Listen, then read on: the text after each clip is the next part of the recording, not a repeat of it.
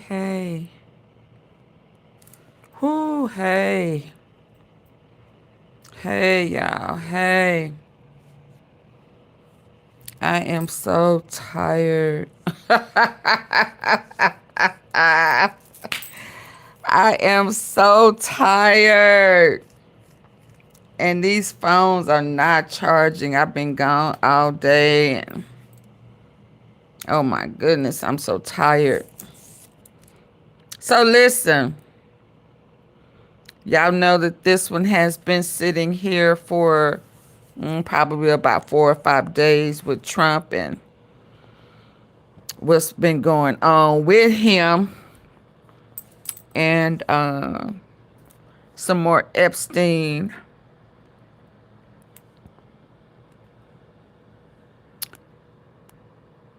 I think there's been a breach, and I really haven't had time to look for it.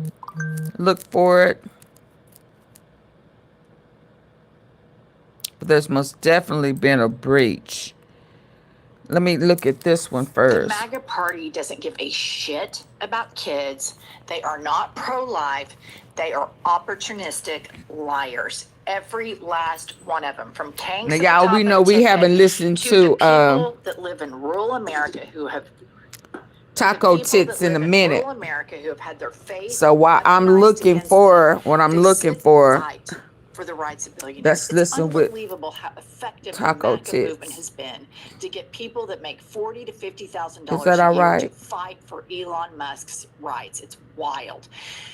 But in illustrating how much they do not care about law and order, human beings, life, children, we can look no further than the stalling of the Epstein case. And one big promise from all of the people in Trump's cabinet, from Pam Bondi to I know I didn't just start this right here to Dan with me holding it. Bongino to the vice president, Lil Smokey. We're going to Lil release the Smokey. Epstein files. We're going to expose this. Hey, all Mimi. of these people. And they haven't. They haven't exposed it at all because Kanks is Okay, so right in the middle. So when I set this up 3-4 days ago, before the verdict, I think, and before all of the Diddy stuff, that was Epstein neighbor.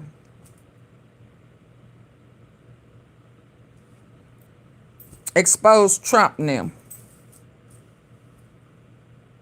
Thank you. Thank you. Good to be with you too, sweet precious. Epstein's neighbor back in the day was invited to the sting. He went in, show him around this big old house. He saw some things.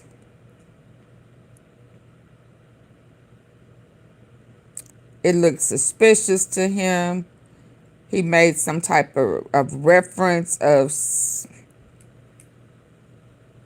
you know, the massages, and he said the right type of massages, and the man and his wife got irked and they left. Well, he was his neighbor. He was able to say that everybody knew what was going on. There were a lot of high-influential people that frequent these little massage offs.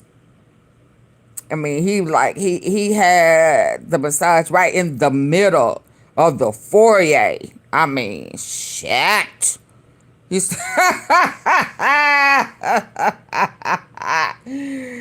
So he dropped a dime. And yes, he said Trump was there. So when I had betrayal in the title, I don't even know if y'all can see the title. Excuse me. Hey, a desire and fire. It's the beginning. I'm only 5 minutes in. The video just starting. Yes, 5 minutes in. So, yeah, that's what we're going to listen to. Now, I wish I had the initial one. I just hadn't had time to find it. If I went all the way down in my history, I'm sure I could. I'm just so freaking sleepy, y'all. So I'm going to start here. Give us some time for me to scroll down to find the original one. Okay? Let's go. The Epstein files. But Robert Garcia is the chairman of the Oversight Committee of the House. And I want to play this clip of him. Frankly, after those comments by Mr. Lutnick, we need to speak to him and the entire Oversight Committee. We're very interested in understanding what exactly he knows, where those theories come from. And anyone, particularly if you're in the Trump administration and you are saying those comments so freely, you have to have additional information. So he's in the Trump administration. Follow up. It is outrageous that we've had a subpoena for all these documents and that there's no release of the documents. We've got very little information. And we know that a lot of people have information within the administration that could be helpful to our investigation. Clearly, there is some here, and clearly we need all the files released. Okay, Pups, tell the listener what Howard Lutnick said. Okay, so Howard Lutnick, And I like to call him Lutnick. I like that too. Lutnick. He goes on in an interview and says how sleazy and disgusting Jeffrey Epstein was. He was invited over to his home and he went with his wife because it was so big. And Jeffrey Epstein opens up a room that he thinks is like a ballroom, and it's massage tables. And he says, how often do you get a massage? And Epstein says, every day. And it's the good kind of massage. And he said he was so creeped out and so grossed out. This is one time he was over there, that he never went back. Further, he said Jeffrey Epstein was a master blackmailer, that he recorded men in compromising positions to have the hold over them and the blackmail over him. So my question is, Donald Trump's best friends with him for 15 years. You have report after report after report. Donald Trump. Can y'all believe that? Can y'all believe that? His neighbor is now in Trump's team. Went to the house, saw all of that. I'm trying to find where he was talking now.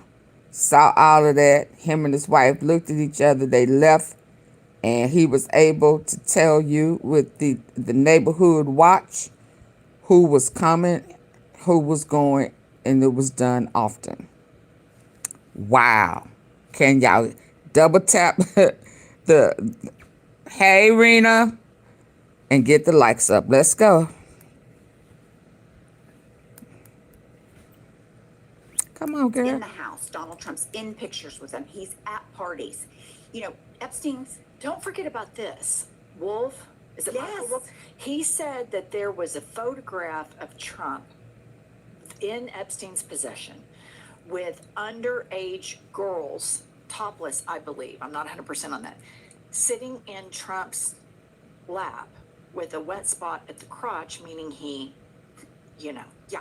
So you cannot sell me on this thing that Howard Lutnick, who is the biggest dipshit of all time, And Trump ass kisser. oh my gosh, lips plastered to Trump's ass, Laughs at all of his thinks non-jokes. he's hilarious. Mm-mm. You can't tell me he picked it up in one time at Epstein's house, and Trump's running around with him for 15 years, and he never picked up on But it. we all know that Trump likes underage girls because Absolutely. he told Howard Stern that he would date as young as 12.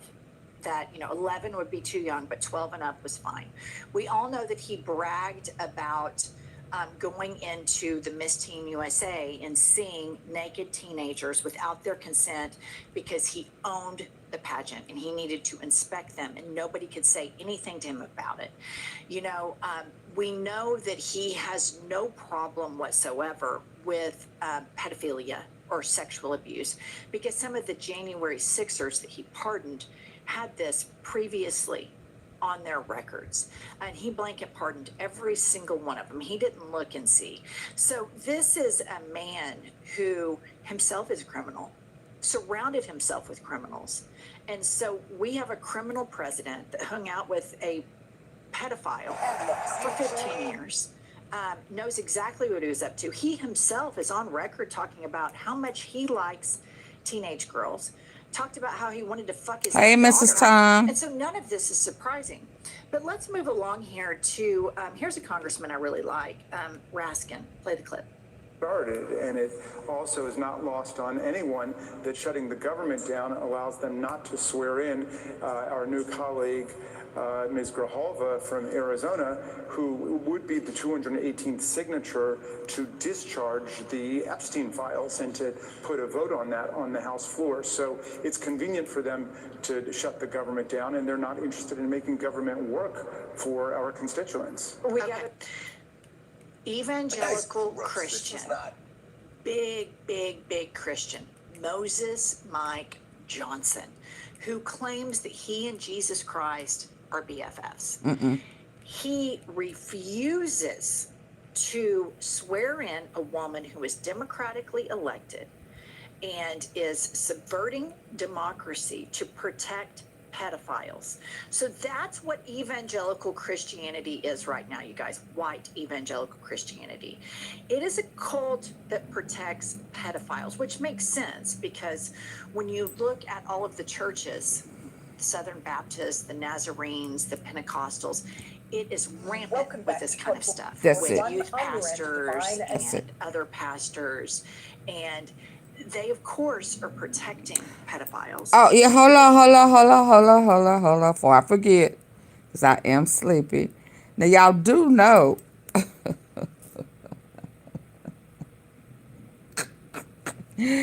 that Trump's, is he a spiritual advisor? What is he? Y'all do know his advisor. Hey, Vicky. Y'all do know his advisor just was found guilty of play. Okay, let me tell you what it is.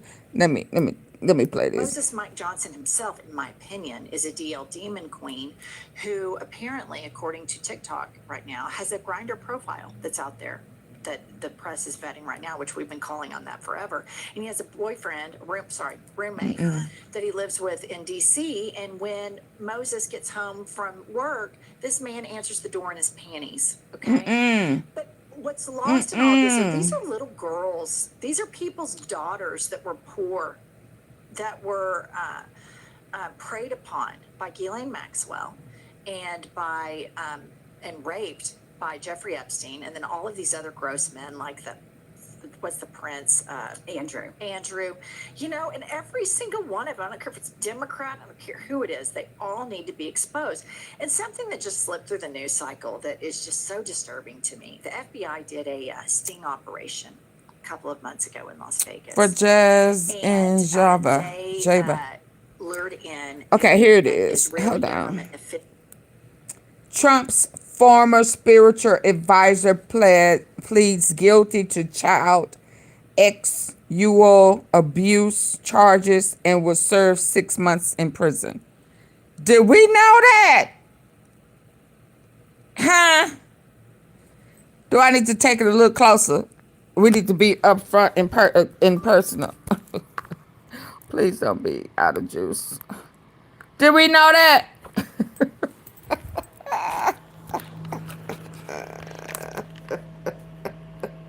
It's a show. There's a lot of sexing going on, ain't it?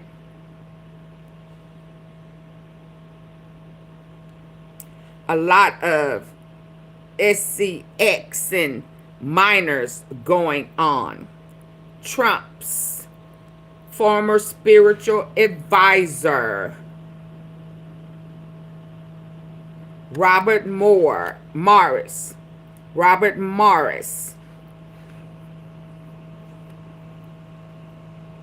pled guilty. He took a plea.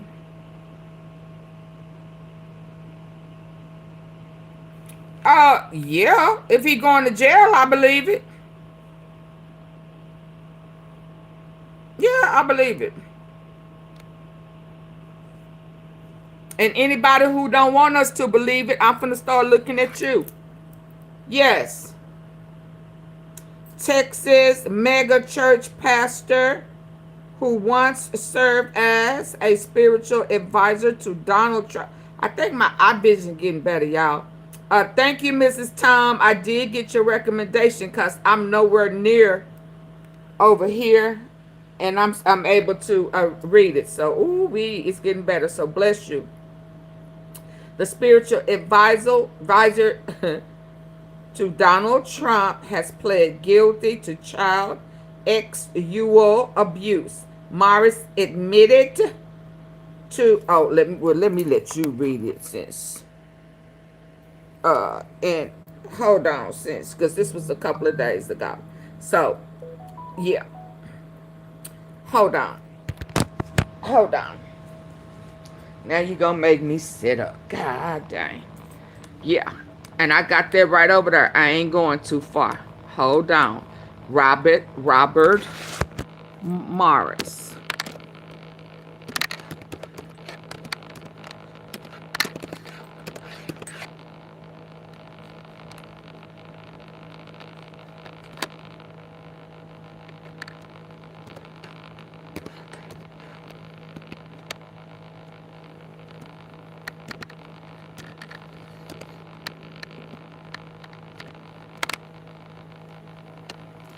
Okay, so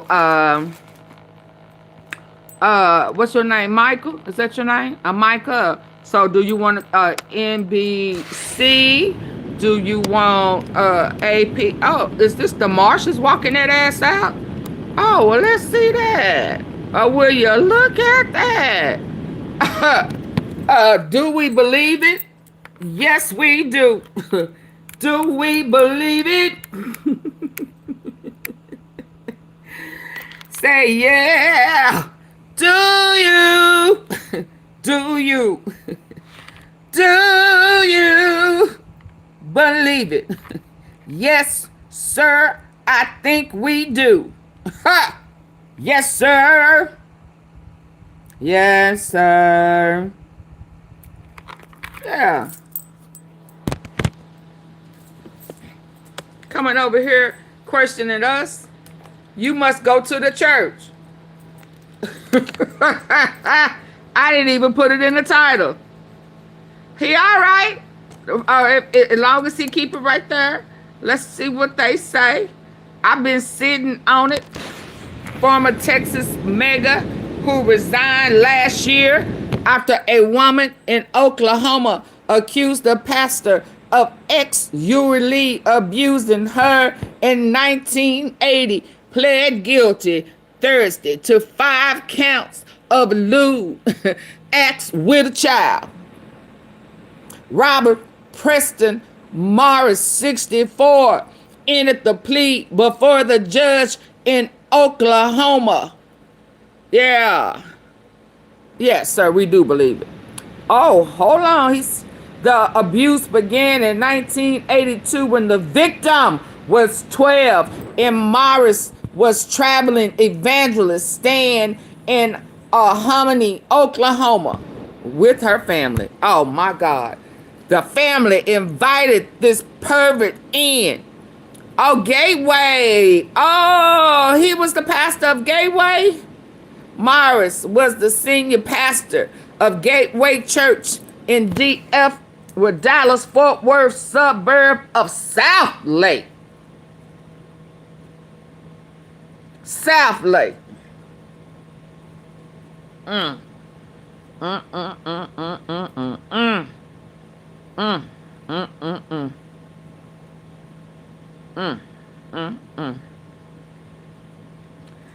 Under the plea agreement, Morris received a 10-year suspended sentence with the first 6 months to be served in the county jail. So he not even going to prison. So yes, sir. Yes, sir. We do believe it. And yes, he was his spiritual advisor. Can you imagine that? Fox News covered it. NBC Yeah, it's all over. Yeah, and now that I know that he was the one at Gateway to hell. Yep, New York Times. Yep, BBC. Yep, yeah, PBS, former Texas mega church. Yeah. Now I know before somebody else say,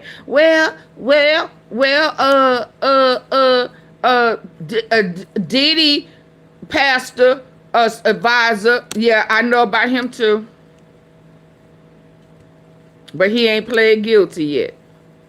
He stepped down, but he ain't pled guilty. Robert Morris, the founding pastor of Gateway Church in Southlake, as you see, being led away here in handcuffs, headed to jail after pleading guilty in his Oklahoma child sex abuse criminal case. With that, we say thanks for joining us here at 4 for CBS News Texas. I'm Nicole Baker. And now Ken Mullis. Y'all better get the lights up. Robert Morris's guilty plea stems from allegations of abuse of a 12-year-old girl 4 decades ago. That victim now in her 50s.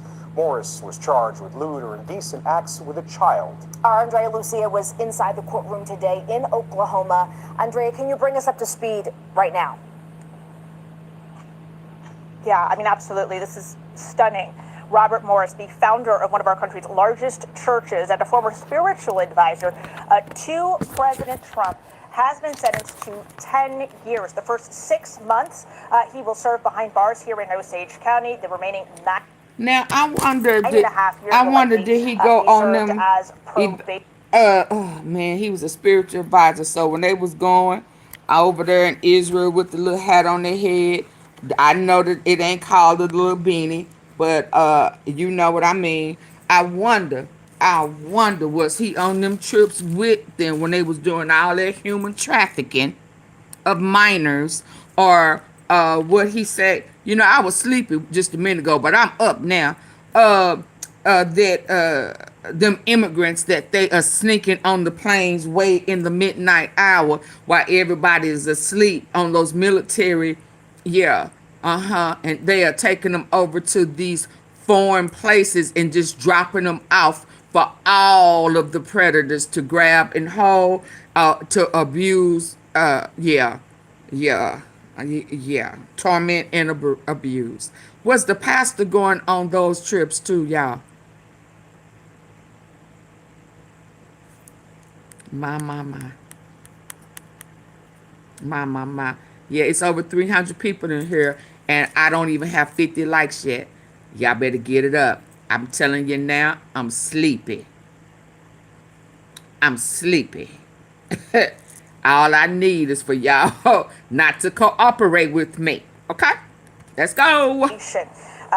He will have to register as a sex offender. Breaking news. And you know what? That's something they did not bring up. Why is Diddy not having to register as a ex-offender with prostitution, a felony? Why Judge Matthews is talking about he should have played on his mental bipolarism. One day he this, one day he that. Yeah, not taking his mental medicine so he can do them pills. And Judge Mathis made every excuse for him. I like Judge Mathis. You know, I'm trying to let him make it. But he's talking about, that bipolar, that extra over-everted sexual desire is a part of it, and all of that. Why did they not say he needed to register as a sex offender? Yeah. I need to write a letter to the judge. When he come out, that needs to be a part of his conditions. He is not exempt. Let's go. All new for you right here at 4 o'clock. We've got breaking news. Robert Morris, the founding pastor of Gateway Church in Southlake, as you see, being led away here in handcuffs, headed to jail after pleading guilty in his Oklahoma child sex abuse criminal case. With that, we say thanks for joining us here at 4 for CBS News Texas. I'm Nicole Baker. And now Ken Mullis. Karen is off today. Robert Morris's guilty plea stems from allegations of abuse of a 12-year-old girl. Oh, okay. Let me check. That victim now in her 50s. Morris was charged with lewd or indecent acts with a child. Thank you, thank you, thank you. Oklahoma. Andrea, can you bring us up to speed right now? Yeah, I mean, absolutely. This is stunning. Robert Morris, the founder of one of our country's largest churches and a former spiritual advisor to President Trump, has been sentenced to 10 years. The first 6 months he will serve behind bars here in Osage County. The remaining 9.5 years will likely be served as probation. He will have to register as a sex offender as part of this.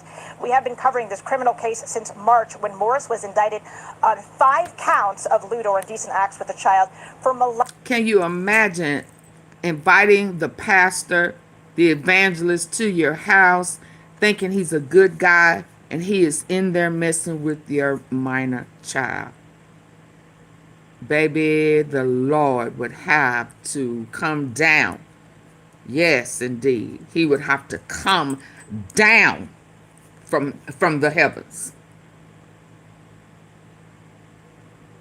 Molesting a young girl here in Oklahoma 4 decades ago. He faced up to 20 years in prison for each of those 5 charges. But today's plea is part of a deal that will limit his time behind bars and allows him to serve the probation that will follow in Dallas. Now, cameras weren't allowed inside the courtroom, but I was one of the few reporters who was inside watching as this all happened. The room was packed with friends and family of the victim, Cindy Clemenshire. As you mentioned, she was 12 years old. So they just all pretty girl, pretty lady. Bless your heart. Bless your heart.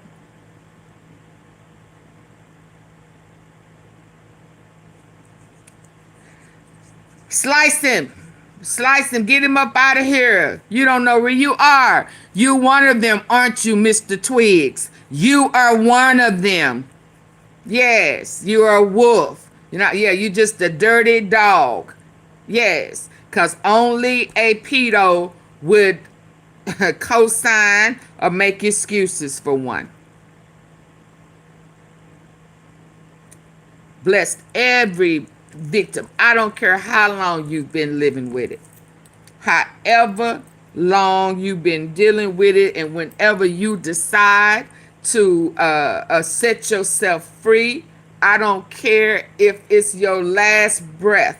Whatever you do, whenever you get to a point of healing, you should get your justice. No one has the right to take your innocence, to violate you. And especially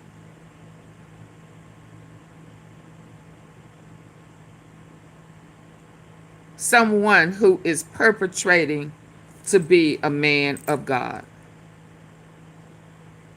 But they exist.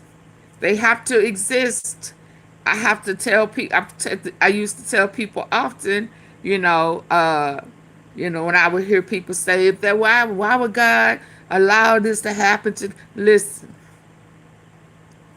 as hard as it may sound, and I've had to have this conversation one time with a lady who asked a girl, she's a lady, but we went to school together, and she was challenging me or questioning me about same-sex relationships, and could a person be born a particular way or not. And whether I agree with it or not, that's not my place. That's not my calling, whether I agree with it or not. Now, if God says sin is sin, sin is sin. If he say none is no bigger than the other, I have to respect that. Whether I want to or not, I have to. His purpose, his plan, his way. So as I was talking to her, and she asked me, did I think that someone was born that way? Well, I think that I didn't tell her this. I mean, what I know now is totally different. But what God gave me at that time for her to be able to understand it is that when the skin of the forbidden fruit was broke. When the skin was broke, all sin was born.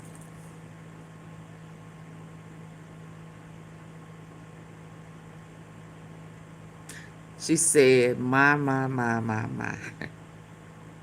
I have never heard it said like that.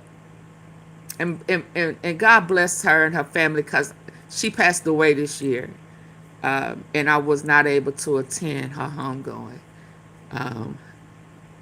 But when she said, I have never heard anyone say it like that, I said, neither have I. It didn't come from me.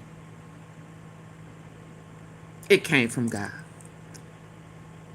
So all sin was born. And if it's in the Bible, then it has to manifest. So if the Bible talks about same sex and how it's, forbidden or whatever it says, I don't want to go off into that, then that means someone has to be born that way in order for the message and the word to go out and be fulfilled. Now, do he expect for us to partake in it, whether it's same sex or opposite? If he still have his guidelines, right? So my point and why I'm going here right now is because this man right here, and it's hard to accept sometimes when kids have been violated.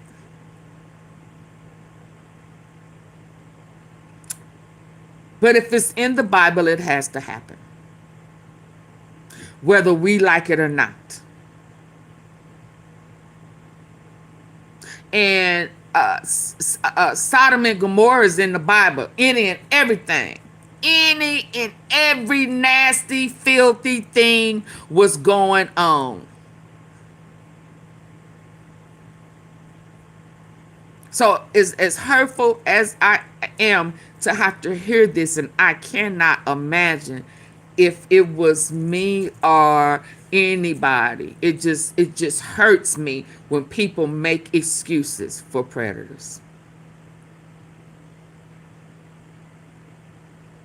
So God bless every last male, female, boy, girl, a grown man, grown woman. God bless you. And I pray that you may find healing. I will not tolerate over here protecting predators. I just will not. I am not going to compromise that. Okay? Okay, good people? I am not going to compromise it. I don't care who you are. You could be somebody in my family. I don't give a shit.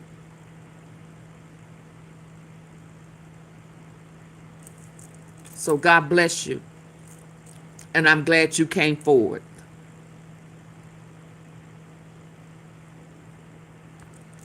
When the abuse began, she is now a grandmother in her 50s.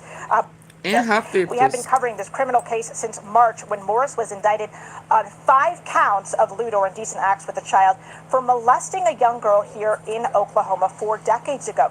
He faced up to 20 years in prison for each of those 5 charges.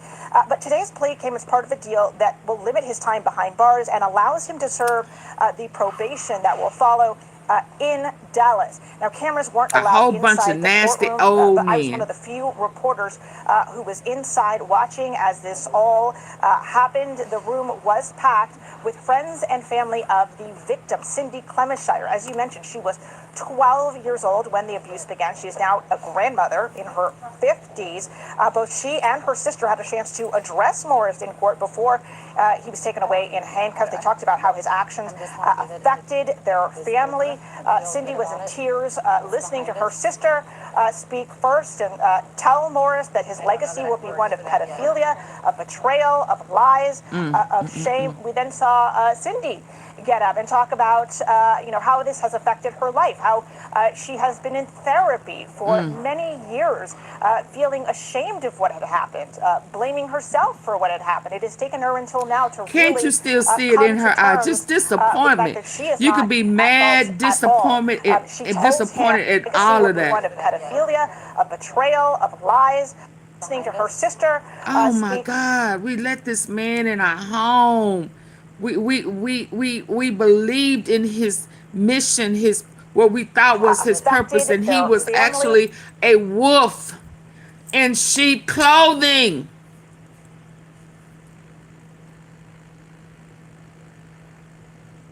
Hiding behind the cloth. And I really don't want to go here. I really don't want to go here.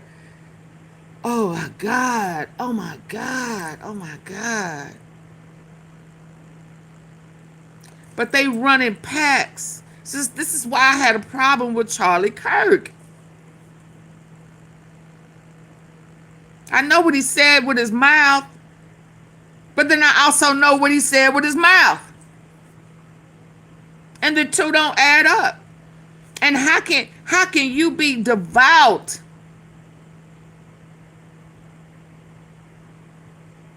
and be okay with this extreme? Anyway. And then you had no empathy. So there seems to be a pattern with these perverted men. I'm not saying all MAGA, but these ones who are strong, stand behind Trump, knowing that he's dirty, knowing that there have been women, kids, and know that it's still happening.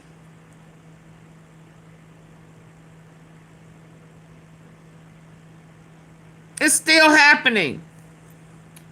And you want me to believe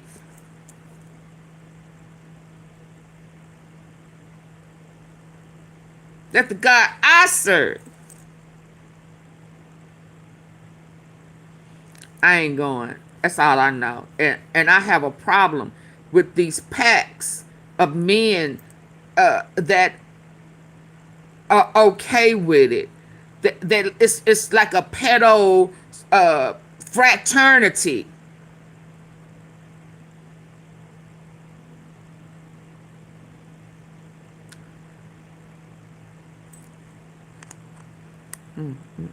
Bless her heart. Bless her.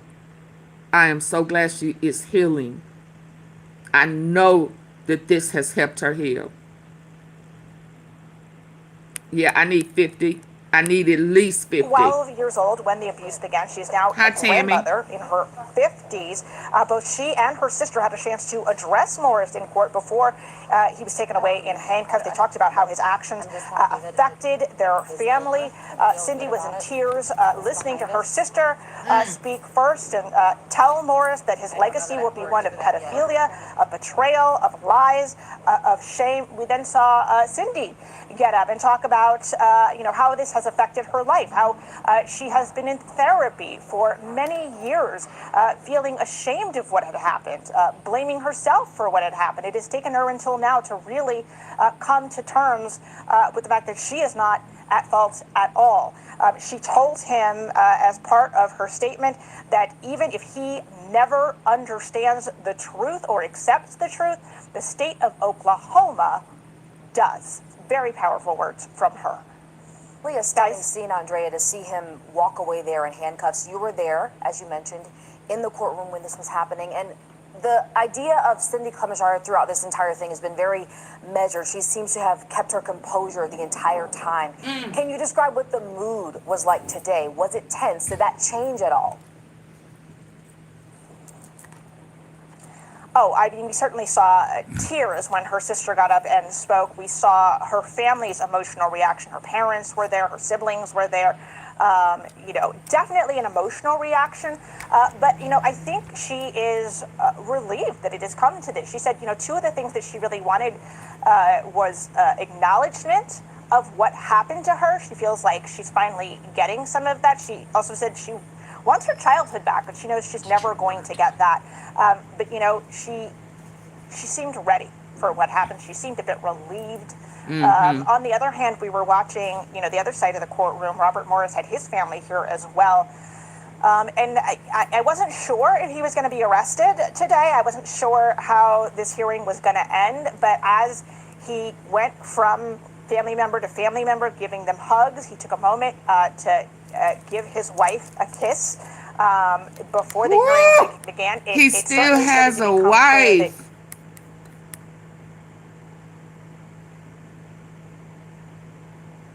Oh, wow.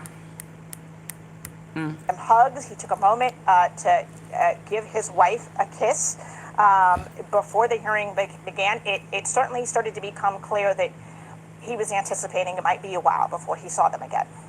And that was exactly the case. As you reported earlier on the stream, Andrea, he was quickly put into handcuffs and taken out of the courtroom there. Good. I'm glad. Get him out. Presumably to begin that 6-month sentence in Osage County Jail. Andrea, fantastic work. Thank you so much for that update. We appreciate it. Andrea, thank you. So for the Michael, whoever was asking, do I believe it? Absolutely. For one of the area's most high-profile preachers, the allegation. Yes.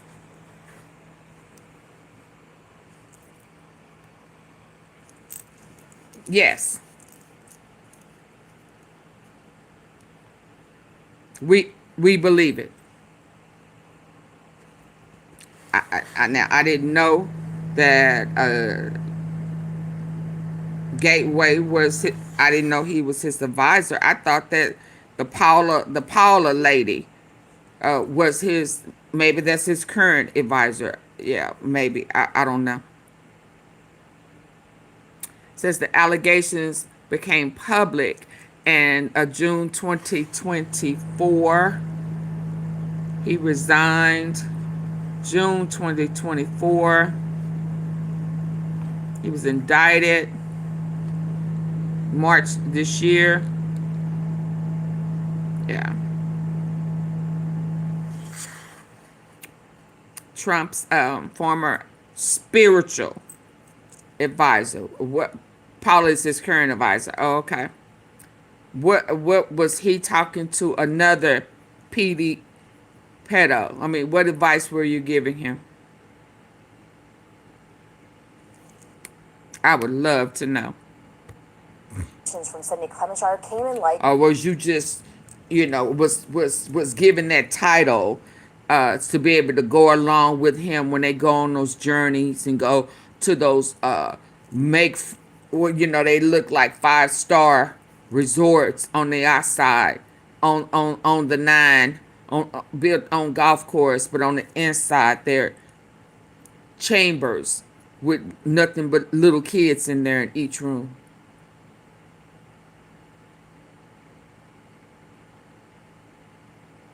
And it's a whole group of nothing but men in there looking at the little girls, bidding on which one you want as they're jumping around, being little kids, la la la, la la la la, with their little dresses on. And y'all sitting there looking at them being little pretty girls with their little pretty dresses on, and y'all sitting there grinning like a whole wolf. With your fangs hanging down.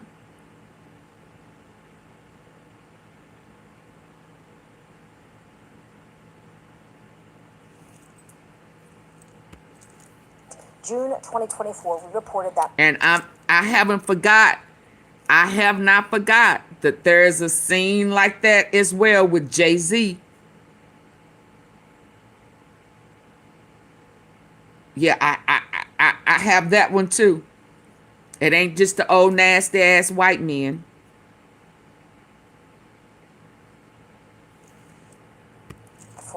June 18th, Morris resigned from Gateway Church, and then in March of this year, a grand jury in Oklahoma indicted the Gateway Church founder. Morris made his first court appearance in Oklahoma on May 9th. Meantime, our coverage of the Robert Morris case will continue at 5 o'clock. Okay, so let's go back to hearing about Epstein's neighbor. I just had to bring that to us.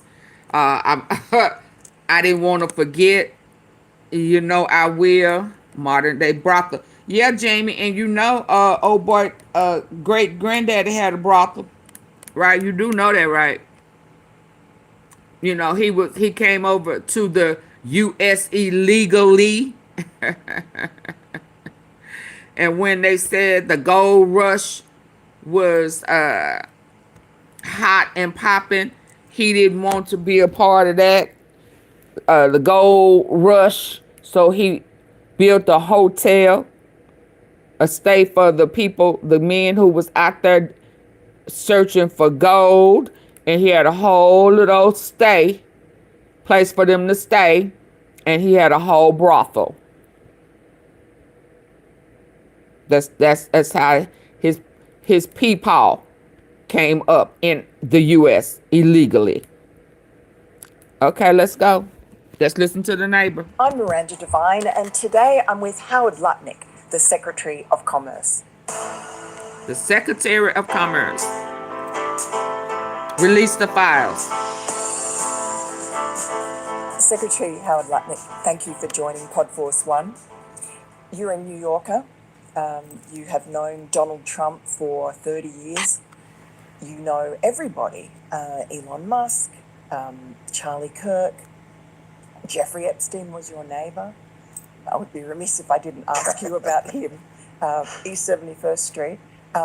He was your neighbour for 10 years. How well did you know him? All right, so we are in number 11, and he lives in number 9. Right. So we renovate, we buy our house, and our house is pigeons and mice. Right. Okay, that's it. It was derelict. Right. So we rebuild our house. We move in 2005. Okay. Jeffrey Epstein is arrested in like 08, I think, or something like that. Right. So knock on the door. His assistant on like a Saturday says, I need 50 likes, y'all. Double tap the face of your screen. If you're on your phone, just go. If you're not on your phone and you're on your computer, there's 3 dots at the top. Hit those. It'll take you to the like. Hit the like button. I got to get the likes up. I'm 47 minutes in. Now I need 30. Give me 30 likes. Please keep double tapping so I don't have to stop. It's about to get good. I have not watched this. We're going to react to it together. Is that okay? You know, I like reacting with my tea sippers together, so it can be a real natural reaction. Okay? Let's go. Mr. Epstein, your neighbor would like to invite you over for coffee. Who asked you that? So my wife and I go, and he lives in number 9. So he sent somebody to his house. Hi, Jeffrey. We buy our house. Our house is pigeons and mice. Right. Okay, that's it. It was derelict. Right. So we rebuild our house. We move in 2005. Okay. Jeffrey Epstein is arrested in like 08, I think, or something like that. Right. So knock on the door. His assistant on like a Saturday says, Mr. Epstein, your neighbor would like to invite you over for coffee. So my wife and I go next door.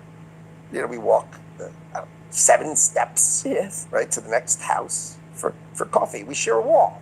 Right. Right. So it's in New York City. So he invites us in. We have coffee in this, and he says, "Do you want a tour?" We said, "Great." He's Interesting. got a really big house. Every room you went into? He's got. Well, I'll tell you. So his house is like super big, really wide, and so he gives me a tour in the living room, big living room. Living And then room. across from it is double doors. I assume it's the dining room. Yeah. And he opens the door, and there's a massage table in the middle of the room. Ooh. And candles all around and stuff. So I ask very insightful, cutting questions. I say to him, massage table in the middle of your house? how often do you have a massage? And he says, every day. And then he like gets like weirdly close to me. Oh. And he says, and the right kind of massage. Ooh. Now my wife is standing here. So she looks at me What is, and I look at her. and he, Candles all around and stuff. hold up, and he gets up on him, y'all. He gets all up on him. Playing that. He gets all up on him. Lord, I'm gonna have to hold this already. Let's go. So I ask very insightful, cutting questions. I say to him, massage table in the middle of your house? How often do you have a massage? And he says, every day.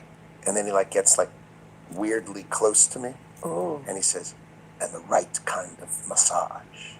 Ooh. Now my wife Oh. is standing here. My God. So she looks at me and I look at her and we say, I'm sorry.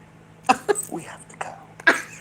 Listen. Like it's some horror movie. Like y'all, like they just realized that this was the boogeyman, and y'all say, oh, I'm sorry. We have to go. Yeah, in unison. Yeah, strange. And then he like gets like weirdly close to me. Oh. And he says, and the right kind of massage. Ooh. Now my wife is standing here. Oh my God. So she looks at me and I look at her and we say, I'm sorry. We have to go. And we left. And in the 6 or 8 steps it takes to get from his house to my house, my wife and I decided that I will never be in the room with that disgusting person.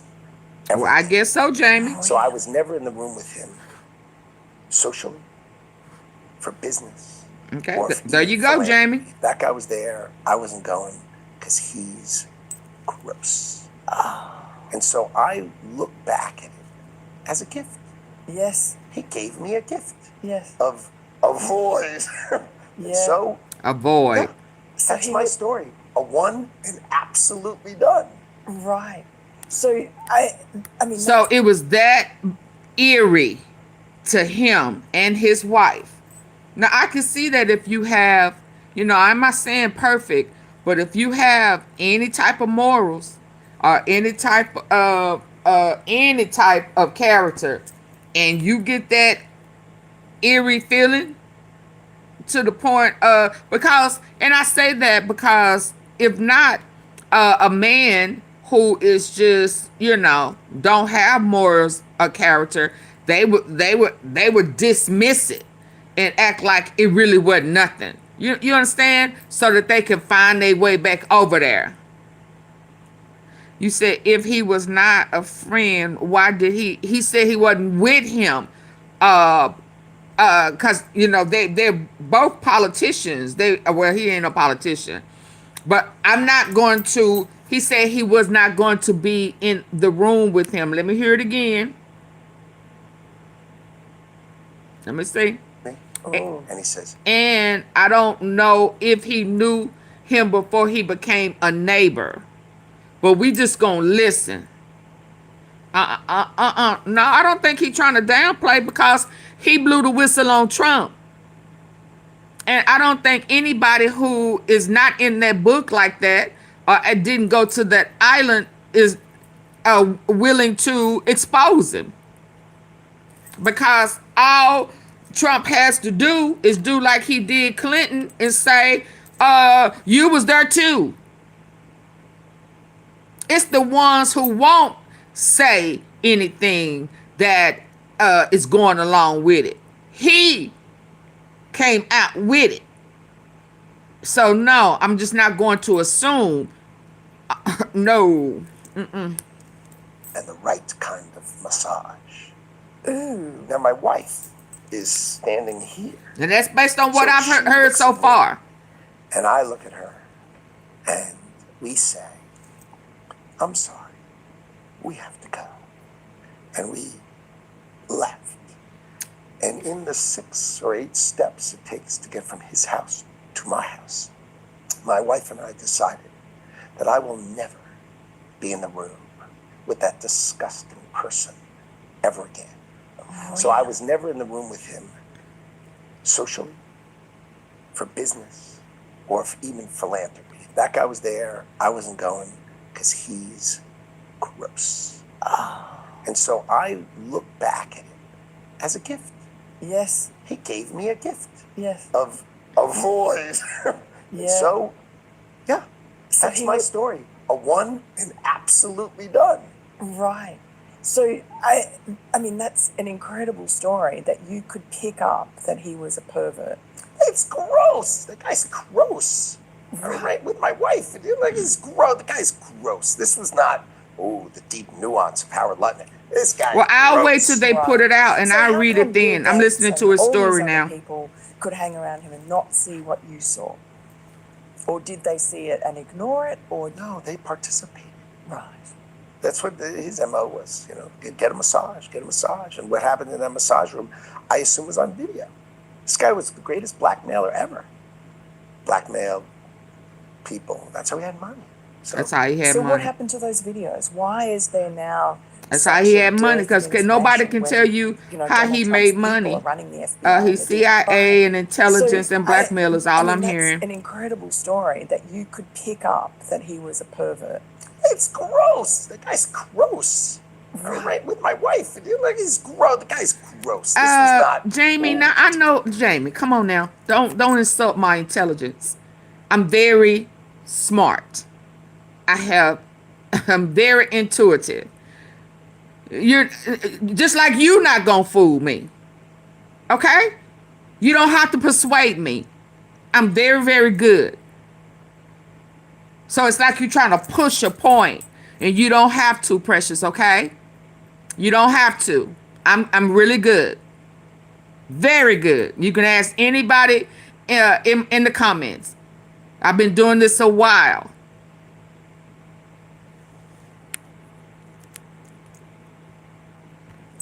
Deep nuance of Howard Lutnick. This guy's gross. Right. So how come Bill Gates and all these other people Okay, that's could you. hang around? That's you. Everybody's not the same. Everybody don't arrive at the same time. I don't know when the book was made. I don't know when he became his neighbor. I don't know that. I don't know that. But he said he got the feeling when he went to his house. And I appreciate him coming forth now. Okay? It's no big deal. We're just getting the information. And I thank him for coming clean. He has, no one else have. And him and not see what you saw? Or did they see it and ignore it? Or No, they participated. right. Oh, let me That's go what back. his MO was, get a massage, get a massage. Oh, hold on. As a gift. Yes. He gave it. Oh, So yeah. I was never in the room with him socially, for business, or even philanthropy. That guy was there, I wasn't going, because he's gross. And so I look back at it as a gift. Yes. He gave me a gift Yes. of a void. Yeah. So, yeah, So that's he my was- story. A one and absolutely done. Right. So I mean that's an incredible story that you could pick up that he was a pervert. It's gross. The guy's gross. I'm right with my wife. And you're like, he's gross. The guy's gross. This was not, the deep nuance of Howard Lutnick. This guy's gross. Right. So how come Bill Gates and all these other people could hang around him and not see what you saw? Or did they see it and ignore it? Or No, they participated. right. That's what his MO was, get a massage, get a massage. And what happened in that massage room, I assume was on video. This guy was the greatest blackmailer ever. Oh, wow. Blackmailed people. That's how he had money. So So what happened to those videos? Why is there now such a dearth of information when, Donald Trump's people are running the FBI and the DOJ? I assume way back when, they trade. Way back when. Hold on, I'm gonna have to bring it over here. For I assume way back when. Hold on. I'm kind of willing to hold it this time. Hold on.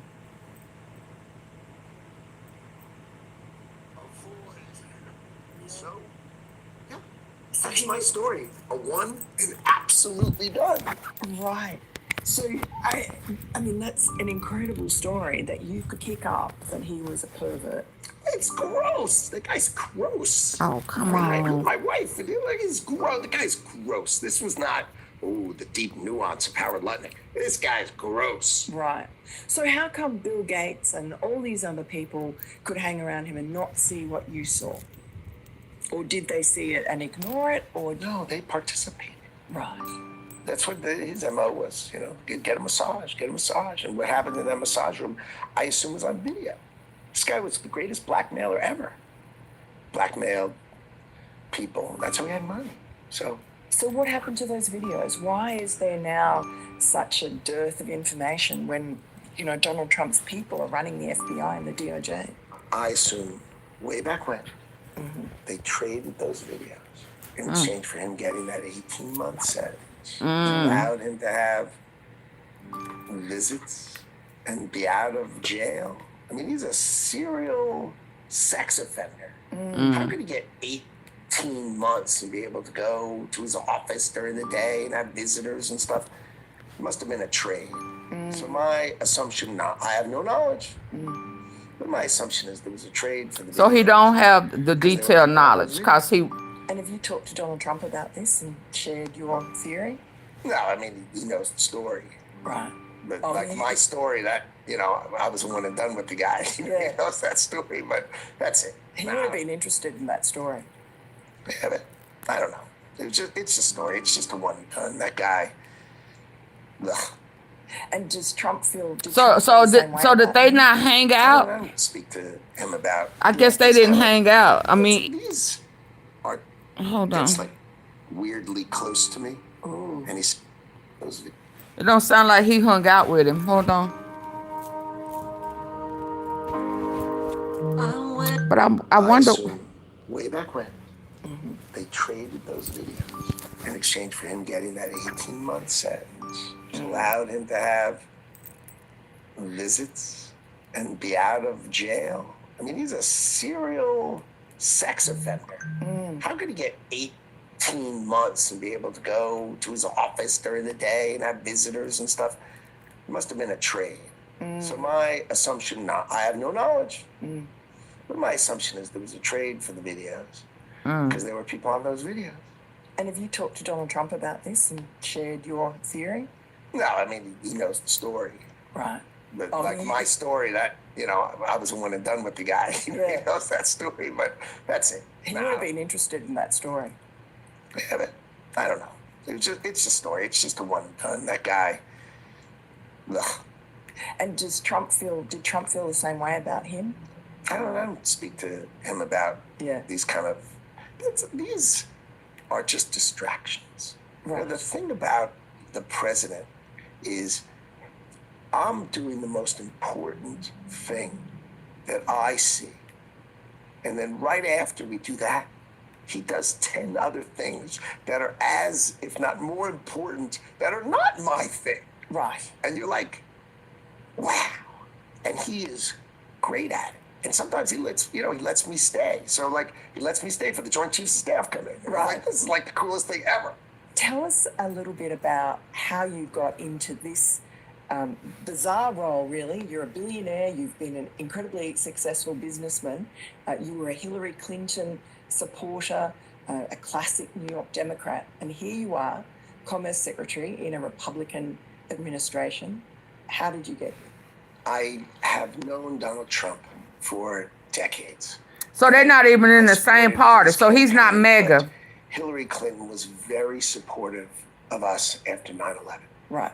And so I sat down with President Trump, then candidate Trump, and I told him that I just don't forget. So I supported in 2015. So I supported both because I told him I had to support her because she was helpful to me post 9/11 And I don't forget, remember, she was the New York senator. Right. And she helped get bills passed that helped New York. Right. So, but then once, so I supported both candidates. But once Donald Trump got elected, I was all in with Donald Trump. And, he came over my house. I had him to fundraisers. I did all sorts of things together with him. But again, I was still rebuilding my company post 9/11. So I really wasn't involved in the politics side. I was just being financially supportive, and that was really it. And then towards the end of his campaign, Okay, Jamie. at the end of his presidency, when he's running again, Thank you. then I went all in big. I raised a lot of money for him. I gave him a lot of money, and I was all in for Donald Trump. And then, the election was stolen from him, as we all know. Whatever. 2020. And I spent lots of time with him. We played golf together. We would hang out. And I always talked to him, oh, you're running again. And even when he was saying, I'm not running again, I'd say, oh, you're running again. You're running again. And Why did you think that he would? Well, because of course he would, because the country needed him. Right. Oh, The wow. country needed him. So now it's November 2023. He gives me a call. He says, will you help me? And this was not a normal conversation. He wasn't asking just for money. He was talking to me as his friend. And I said I would. And then I gave him a lot of money. I raised him a lot of money, probably $100 million. Wow. Oh, wow. And then I went on the campaign trail with him. And Oh, I think wow. the most important thing we did is we designed his tariff policy together. We talked through. He taught me. I tell you what, he taught me everything about tariffs. No, he We didn't. designed the tariff policy together. And Well, so that means that he down with, so he may not be a pedo. He may not be a part of it, but he down in milking the people. Unless I didn't really understand tariffs before I met Donald Trump. You're a New York businessman. It's not really your world. Right. And then once I started talking to him about it, I understood it. And then I'm a voracious. Boy, why you come back? I thought we removed you. Why you back? Bye. So let me permanently remove you because you can't shut up. Bye, Michael. See you on the other side. Not over here. Not over here. I studied everything he did during his first term. I knew everything that was possible. And I started talking to him about it. What is possible in his next term? And so we designed this model. And that's why we came out so hot, right? Think about it. Hey, Vixen, baby. Office, right? And by April, full-on tariff policy is gone. So no one's ever gone this fast. No one's ever gone this big. And it was because we talked about it for over a year and a quarter to get ready to understand what to do and how to do it, what the laws were, and how to go out there and go get a change in U.S. trade policy to stop every other country taking advantage of us and finally put America on the right footing. And you became his chair of his transition. Tell us, what does that mean? What did you actually do then? So in his first term, Chris Christie started as his transition chair. And what Chris Christie had done, we learned, is that he made deals with the other guy saying, if you get a job, you'll be loyal to the president, but you'll also be loyal.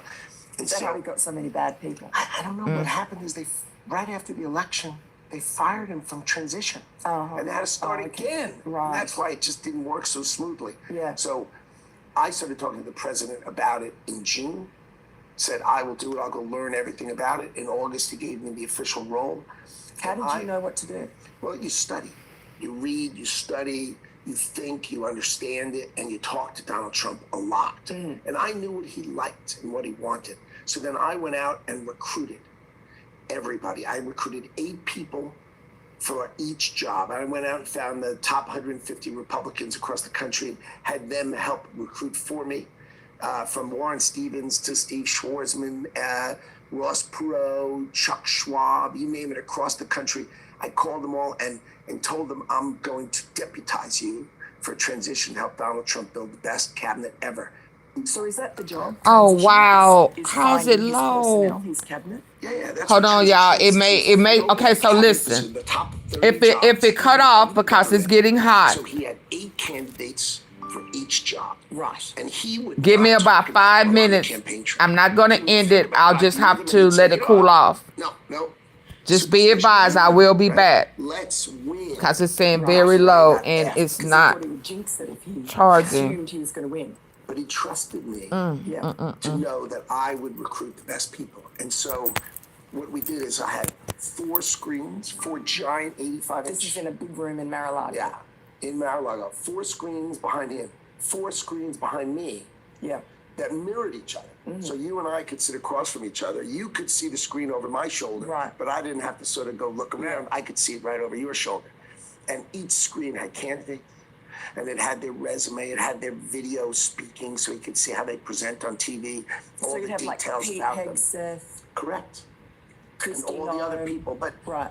it started with 12 jobs, national security. And then I'd say to him, he'd walk in and I'd go, pick a job, any job. Yeah. Pick a job in the job. Secretary of State. And up would come 8 pictures. Right. And then he'd say, okay, let's pick Marco Rubio. And then all the details of Marco Rubio. Beautiful picture of Marco Rubio, right? All his details, all his and background, everything you'd want to know, page after page after page. And the next candidate, the next candidate. And the president's job, go from 8 to 4, which he did the first day, Yeah. on national security. Next day, 4 to 2, interview the 2, choose who you Oh, I want. see. Right. And that's why it went so quickly. And was he ever indecisive about was there one particular, like for instance, Attorney General? How hard was that? Well, I think he had a plan, right? And his plan was, we'll go with Matt Gaetz, because we don't know what that report says. So you forget the 8 candidates. We'll No, go no, with no. Matt we- Gaetz. Okay. Dust we- Bowl. lots of candidates. Oh, okay. And depression. I don't know what that is. Matt Gaetz would have Oh, no, backbone I don't. Yeah. and guts. I don't Right? remember And that's Dust what Bowl he and didn't have depression. that last time. You remember that? He Yes. had the opposite of backbone and guts Yeah. last time. Yeah. So he was going to err on more backbone and Right. more guts. So you would have had some sort of more conventional candidates, They did. but he went with Matt Gaetz. And then where was Pam Bondi in there? Was she number Right. 2? No, right behind. Right. Basically, the model was, Yeah. we're going to read the report that's going to come out from Congress Yeah. on that case. And you got to remember, The the ethics president has report. had Yeah. lots of reports written about him. Dirty. So he Yeah. takes him with a grain of salt because Right. he knows they can often be full of it, Yeah. right? So he said, let's go read that report. And if it's okay, stick with Matt. And if it's not okay, then Pam will come in 1 second later. So everyone knows the deal is already done. Right. And that's what happened. So you saw it was like right away. So Pam was always a great choice, a great choice. It almost worked with the Senate because they were so horrified Oh, if about you Matt say Gaetz so. that Pam Bondi just skated through. Was that deliberate? I think Pam is a fantastic choice. I mean, sharp, capable, amazing. So I think the cabinet, so for me, I know the cabinet really well. Was everyone that he chose your number 1 choice? No, see, here was the beauty of it. I had Oh, I don't. no I number one only choice want. to- Hold on. Because Oh, I should have left it A alone. bunch of different apps. That's excessive. But if you can time I worked on the transition because you can't recruit all these people. I want him to get back to the Yeah, question. and so Europe, that you should be selling us $235 billion. That's how I set the table so that Okay, hold on. Ursula von der Leyen could come. I mean, I don't want to. I don't want to waste my time on that. I need to get to. Hold on. It is Saturday morning, so it must be legal AF and unprecedented about the Supreme Court. We're excited over here for the Supreme Court reopening, not because we're expecting amazingly good decisions, but just because their court is back in session. You might have thought, well, Hold on.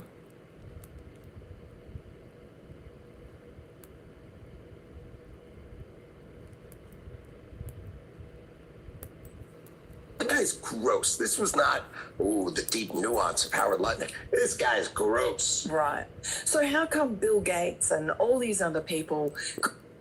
I have no knowledge. I think, which is, I don't necessarily agree with, but offender getting just 18 months go. He continued Jeffrey Epstein blackmailed prominent Americans. The guy's gross. This was not, the deep nuance of Howard Lutnick. This guy's gross. Right. So how come Bill Gates and all these other people could hang around him and not see what you saw? Or did they see it and ignore it? Or No, they participated. Right. That's what his MO was, you know, get a massage, get a massage. And what happened in that massage room, I assume, was on video. This guy was the greatest blackmailer ever. Blackmailed people. That's how he had money. Oh, okay. There is Okay, wait a minute. Dang. Hold on. I'm gonna leave this here because I did pick up something today, and I forwarded over here, and he was in. Hold on. I don't want to disrespect their nationality.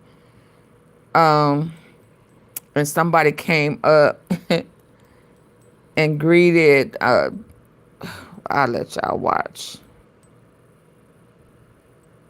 Come on, before I forget.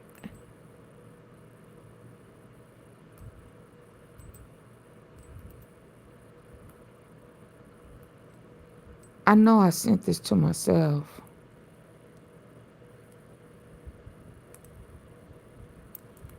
I know I did, because the guy came up and... Oh, here it is. Okay. Okay, you need to see this clip.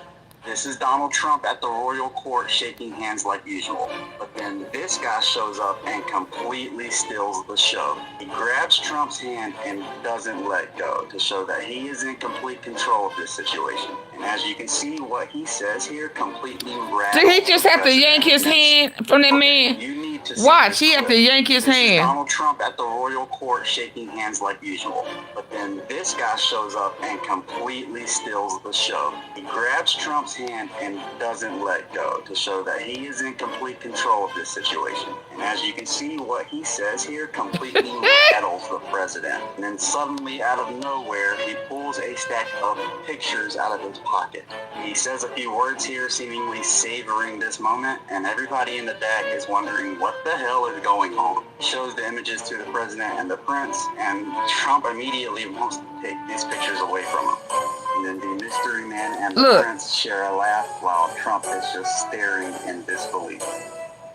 He tucks what he has away in his pocket and then snatches the other stack of papers from his hands, but he just laughs it off because I'm pretty sure he has his own copies. It looks like Trump is scrambling to explain himself, but they're obviously not buying it. If anybody knows who this guy is, or if you know how to read lips, it'd be pretty sweet if you could decipher what they're saying in this video. Okay, you need to see this clip. Did he just get busted? Donald Trump at the royal court shaking hands like blackmailed again. When I saw this, I said, oh, he finna get blackmailed again. He grabs Trump's hand and doesn't let go to show that he is in complete He get blackmailed again. And as you can see, what he says here completely rattles the president. And he set him up. That one right there with the red. Suddenly, out of nowhere, he pulls a stack of pictures out of his pocket. He says a few words here, seemingly savoring this moment, and everybody in the deck is wondering what the hell is going on. What in the world is going on? The president and the prince, and Trump. Look at him trying to grab him. These pictures away. The mystery man and the prince share a laugh while Trump is just. He couldn't even grab it. He tucks what he has away in his pocket and then snatches the other stack of papers from his hands, but he just laughs it off because I'm pretty sure he has his own copies. It looks like Trump is scrambling to explain himself. They're obviously not buying it. Lord, what in the world is going on? He was trying to yank that out of his hand, wasn't he? Oh my God. Okay, so let me get back because y'all know this thing will shut down. Why I'm over here laughing. That right there is Commerce Secretary Howard Lutnick stating very confidently that Jeffrey Epstein blackmailed prominent Americans with videos of their sex crimes, which is noteworthy because, of course, the official line planning from and rotating the crops, led FBI and the DOJ, the Trump administration, is that there is no credible evidence that Epstein blackmailed prominent individuals, and as a result of that, just shut up about it. There's nothing. There's no clients. There's nobody else. It was just him. There was nobody else. We don't need to look into it. But he's very confident that, no, there were other people involved in this, and they haven't been named, so obviously they haven't been brought to justice. So one would think, shouldn't we try to find out about those people? And if there were all these tapes, where did the evidence go? He continued on talking about that. So what happened to those videos? Why is there now such a dearth of information when Donald Trump's people are running the FBI and the DOJ. I assume way back when they traded those videos in exchange for him getting that 18-month sentence, which allowed him to have visits and be out of jail. I mean, he's a serial sex offender. How could he get 18 months and be able to go to his office during the day and have visitors and stuff? Must have been a trade. So my assumption, I have no knowledge, but my assumption is there was a trade for the videos because there were people on those videos. That is interesting. It is a good point. A serial sexual offender getting just 18 months. I mean, normally in America, you get many years, or maybe you become president. But one of those two things, not just 18 He got less than Diddy. So, again, it's interesting that Howard Lutnick, I don't know if it's just in pursuit of clout. Like, Damn he wants shame. to talk on this issue when people like Kash Patel and Dan Bongino have bowed their heads to the cover-up. But even in that clip, he's saying there was a cover-up. There's these powerful people. Right. We just want to hush all that up. So we only give him 18 months. He doesn't reveal it. And then suddenly he turns up dead. It's all very suspicious. And yet, according to Pam Bondi, according to Donald Trump, there is nothing to see here. And this is coming out of a very prominent member of the Trump administration in good standing. In good standing. I have a conspiracy theory that I'm going to push here that I don't necessarily agree with. But I'm just going to throw it out there as a piece of speculation and get your guys' thoughts on it in a second, okay? So I always want to be clear on what's facts and then what's, analysis, and then the last layer is speculation on things you don't fully know, right? But it's worth discussing. So first of all, though, before I get there, he said something interesting there. He said, I assume that they, gave him that cushy deal in exchange for the tapes. Well, that would mean that we have the tapes. And Howard Lutnick is in the Trump administration. So why doesn't he go walk down to the White House and go, guys, where's the tapes? Because they won't let him. Look at those and then maybe prosecute the people in them. Because he seems like, if you take him at face value, he seems like he's genuinely kind of outraged and creeped out by it and thinks so. It was probably blackmail. And so now there's a possibility that Epstein and Ghislaine Maxwell were just doing blackmail for themselves, and that's how they got some of their money and lived a good lifestyle, etc. Right? Is it also possible that it's a blackmail operation called a honeypot scheme? Well, I mean, who runs honeypot schemes? Oh, intelligence agencies do. In fact, I interviewed a former undercover CIA agent many years ago, and she said the number one go-to move is honeypot schemes. And honeypot, if you're not familiar, is what you might think, which is set people up to have some sort of illicit, wrong sex so that you could have that on tape and threaten them with it, right? It's a win-win. Yeah. It is for them, I suppose. So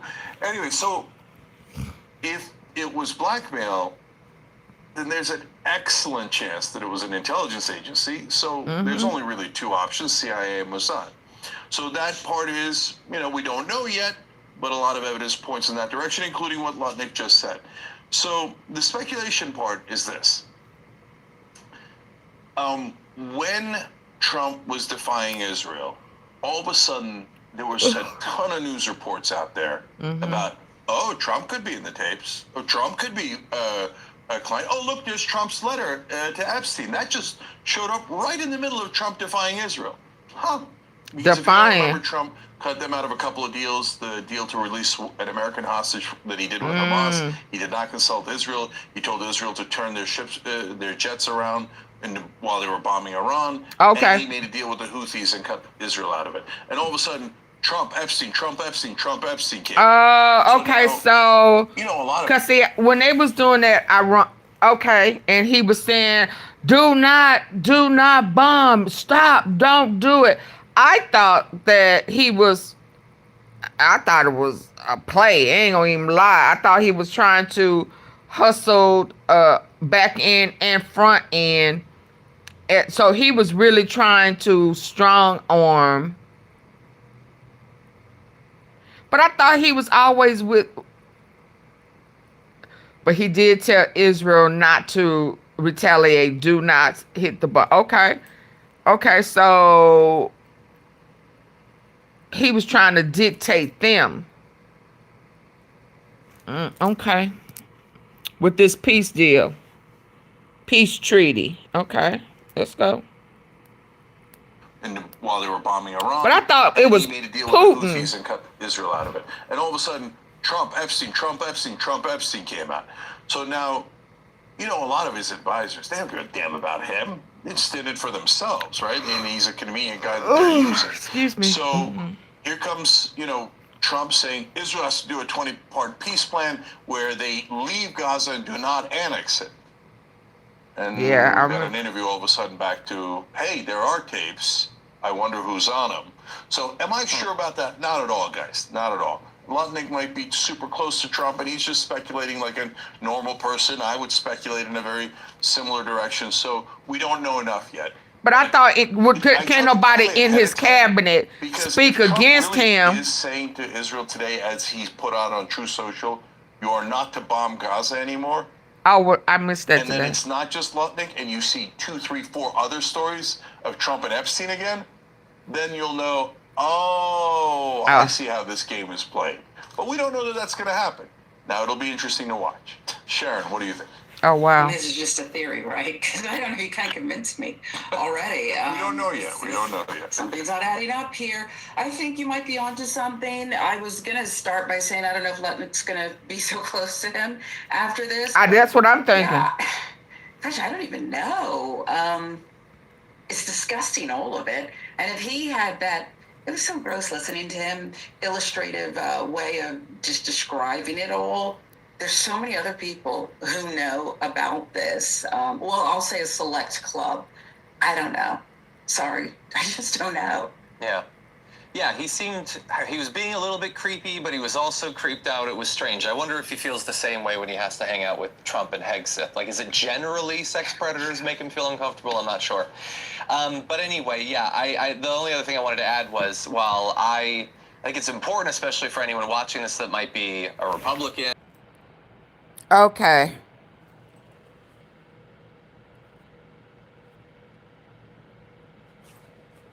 Okay. Y'all still here? Okay. So we may just have to live.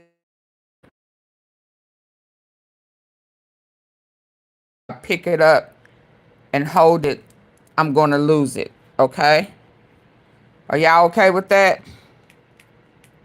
Hello? Give me a 1 if y'all okay with that.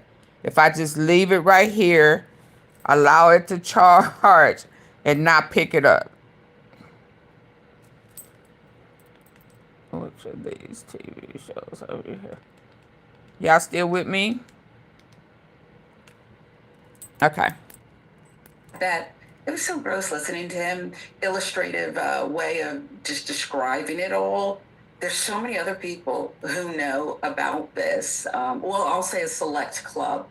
I don't know. Sorry. I just don't know. Yeah. Yeah, he was being a little bit creepy, but he was also creeped out. It was strange. I wonder if he feels the same way when he has to hang out with Trump and Hegseth. Like, is it generally sex predators make him feel uncomfortable? I'm not sure. But anyway, yeah, the only other thing I wanted to add was, while I think it's important, especially for anyone watching this that might be a Republican or MAGA or whatever, like, there's going to be a lot of attempts to distract you from the fact that Donald Trump is desperately trying to cover all this up. And I think it's clear to all of you that that is the case. He's not the only one doing it. Okay, we mentioned Kash Patel, Dan Bongino, loyal soldiers in the cover, but also Mike Johnson, because they still have not sworn Adelita Grijalva in, because, again, they do not want her to sign on to Massey and Ro Khanna's discharge petition. And so they're going to hold out as long as they possibly can, just to stop those documents from ever coming out. Yeah. Any thoughts? Yeah, look, last thing's obvious. They have the tapes. Of course it was blackmail. You don't tape people and then not use it as blackmail. Well, it looked like other foreign countries are blackmailing him as well. Gross, old, 60-year-old guy. Let's watch that again. No, it's for blackmail. Of course. Oh, yeah. So don't let anybody. Yeah, who wants to watch a 60? Oh, my God. I hate he even said that. Hold on. This is Epstein made his money. Okay, now I don't. I think this needs to be my last one. Republican-era prosecutors cut a sweetheart lenient MSNBC. deal for Jeffrey Epstein because they blackmail? That's a big question. It's hung over this case for a long time. Just so y'all And know. now a current Trump cabinet official, Howard Lutnick, is raising the idea of a kind of Republican cover-up, Epstein compromise, another layer to this case, and it's extraordinary. This is Ari Melber from MSNBC. I'm a host of 6 p.m. hour Eastern, The Beat, chief legal correspondent, and I'm doing more of these breakdowns on YouTube, including taking live questions. So this is one take, talking to you guys amidst what we also do, of course, on the news. And I'm going to run through some of this and then later take your questions. The big bombshell here comes from Howard Lutnick, and as we often do, let's start with the exact evidence or receipt in this case. Lutnick says that he was basically in Epstein's community in his neighborhood, and so they had some interaction, and he's critical of him. But Lutnick, who serves in Trump's cabinet right now, says that whatever Epstein was doing, setting up these interactions with women or girls, with other men and himself, that itself criminal, was, quote, I assume, he says on video, quote, this guy was the greatest blackmailer ever, blackmailed people, that's how he had money. So one, an allegation that the fortune was not based on legitimate work or finance, the fortune was built on blackmail and crimes, blackmail about other crimes, that's several crimes. Okay. If you believe Lutnick's theory of the case, and I'll talk more about evidence. He goes on to say, quote, I assume they traded those videos in exchange for him getting that 18-month sentence, which he got from prosecutor Alex Acosta in a Republican DOJ. Acosta later promoted him So to I Trump wonder, did he know? So that right there is a lot. And I've got That's a couple a lot. notes here I want to share in this breakdown. I've covered this case for a long time, and it obviously draws a lot of interest because of the horrific crimes that were already established. Maxwell is co-conspirator convicted, overwhelming evidence against Epstein, who died under mysterious circumstances Allegedly. during the first Trump term. And then all the questions, if you're watching this video, you probably know there's a lot of questions swirling around. Some people act like they have it all figured out and have all the facts, they just don't have the evidence. Other people say, well, the government said this, or now the Trump DOJ says that, leave it there. But if you're interested in the actual facts, from a lawyerly legal perspective or a journalistic perspective of independent, real journalism, follow the facts, then the story is more of a mixed bag. But this type of claim by a current government official, Trump official, adds certainly to the intrigue. Why is he so convinced that this was the source of Epstein's money? Why does he think he has a read on that, having also been a firsthand witness to what Epstein claims and says? And why is Lutnick doing this? I don't know, but he's shredding and contradicting what the Trump DOJ said this very year. And why Remember, now? when you hear about a, quote, client list, whether or not it's a formal written list somewhere or more of a hodgepodge, or whether there is no such list, Why what now? Lutnick alleges blackmail would involve written materials, some kind of list, in addition to, in his theory, not saying it's been proven, some kind of evidence. If you have blackmail on someone, it's something that works. It's not mere hearsay or allegations. Blackmail is usually understood to have something that would matter either in public or in court. I've got some notes here I want to mention because Lutnick is giving you his view. He is a pretty successful person, if nothing else. He says twice, quote, I assume.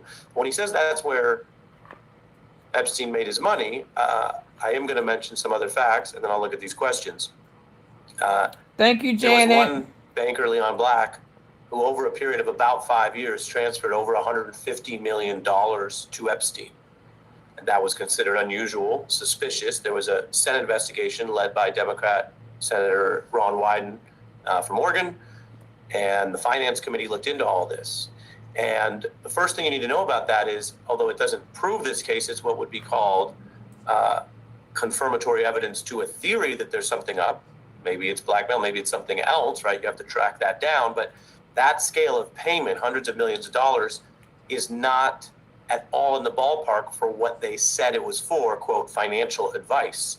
Right. Epstein moved in these circles, but he wasn't affiliated with a major financial institution as a advisor or banker, and he wasn't even authorized as a regulator like that. He wasn't, a regulated accountant or lawyer. The Wall Street Journal has also reported that Epstein funneled tens of millions of dollars into these other vehicles, And so there would be these back and forth transfers between Black. That same individual settled other claims for over $50 million in the U.S. Virgin Islands. And then you have what Lutnick says about videos, I assume was on video. We have other evidence about this because the FBI, according to reports, when they went into the townhouse in 2019, they found dozens of video evidence, dozens of CDs or hard drives that had however much video on it. Doesn't mean it was all automatically criminal, but it does suggest video systems. Not only that, but if you go into other testimony that's gone public, and remember, the Trump DOJ is still holding back other material, there could be a credible reason for that, but they say in the DOJ letter that was so controversial from Pam Bondi that there's nothing to see there. There's no other evidence of crimes. They've testified to Congress to that under oath. And yet you had former employees who talked about a, quote, media or surveillance room and monitoring. You have reports in Business Insider and elsewhere that the prosecutors found discs that named individuals such as women or underage women and other supposed clients. Again, that would be the evidence that could amount to a client list. You take that all together. Okay, hold on. I missed and then you that. have CDs or hard drives that had however much video on it. Doesn't mean it was all automatically U.S. Virgin Islands. And then you have what Lutnick says about videos, I assume was on video. We have other evidence about this because the FBI, according to reports, when they went into the townhouse in 2019, they found dozens of video evidence, dozens of CDs or hard drives that had however much video on it. Doesn't mean it was all automatically criminal, but it does suggest video systems. Not only that, but if you go into other testimony that's gone public, and remember, the Trump DOJ is still holding back other material, there could be a credible reason for that, but they say in the DOJ letter that was so controversial from Pam Bondi that there's nothing to see there. There's no other evidence of crimes. They've testified to Congress to that under oath. And yet you had former employees who talked about a, quote, media or surveillance room and monitoring. You have reports in Business Insider and elsewhere that the prosecutors found discs that named individuals such as women or underage women and other supposed clients. Again, that would be the evidence that could amount to a client list. You take that all together, and then you have the DOJ saying they had found, quote, no credible evidence that Epstein was keeping a client list. They say there isn't one. At one point, AG Bondi had said the opposite, and that there wasn't evidence that he was blackmailing individuals or there's other crimes to pursue. There's also the diary from one of the survivors who's now deceased that alleged, so that's an allegation, but it's in her writing, that she did experience what she called abuse by other men connected to Epstein, and that there was footage, and she believed it was used for blackmail. Now, when I say she believed, again, heavy stuff to talk about, but that's her understanding. That might be based on really solid evidence, could be based on just what people say, rumor, hearsay. It's not itself a slam dunk or what lawyers would call dispositive, proving the case. But you take this all together, and then you have to remember a lot of the people around Donald Trump and himself as a candidate last year promised transparency. Then there are reports that Trump and others are named in the files. Doesn't mean they committed a crime, but you have that reason alleged in the Wall Street Journal and elsewhere for why they went from transparency to secrecy. And then you have people in and around Donald Trump's own cabinet disagreeing. So either Pam Bondi was lying when she said there was a list or lying when she said there isn't one. Either they all are on the same page at DOJ and FBI saying there's nothing more, and they're correct, that there's no other evidence of crimes. That's possible. But they have a fight within their own administration with Lutnick now saying the opposite. And then you have the question that even in a time where we hear so much conspiracy theories, propaganda, all this stuff, you have the question of what the evidence says. So Trump had long denied that he was in the birthday book. The Epstein estate releases it. That's very strong corroboration because that's been in their custody, what in law is called chain of custody. And the Epstein estate is holding that. So that looks very legit. That would likely be admitted in a court process if you said what's the other connections to people. And you compare that to what? To Trump later saying he wasn't in it, and then the letter leaks. And that looks like the real letter. Now, if you say, oh, you have a theory that somebody years ago snuck it in as a fake letter, but then when Epstein received it and talked to Trump about it, that never got resolved, or recently somebody at the risk of committing a new crime and angering the powerful federal government did that at the Epstein estate, and the independent lawyers and people overseeing the estate did fake stuff to frame someone else. There's no evidence of that, and that's been the only argument we've heard. Doesn't make a lot of sense from Trump and his defenders about that letter, which doesn't, again, prove a crime. And you compare that to what? To Trump later saying he wasn't in it, and then the letter leaks, and that looks like the real letter.